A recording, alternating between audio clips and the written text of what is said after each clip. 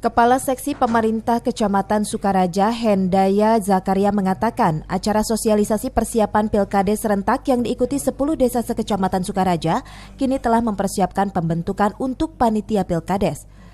Menurut Hendaya, Pilkades serentak gelombang ketiga Kecamatan Sukaraja tingkat Kabupaten Bogor ini akan dilaksanakan pada bulan November 2019 mendatang.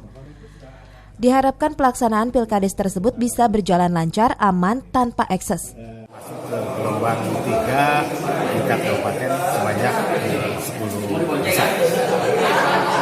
Khusus materi hari ini menyangkut pembentukan panitia Pilkades yang memang sesuai dengan jadwal yang sudah kami terima dari 3 kabupaten, pelaksanaan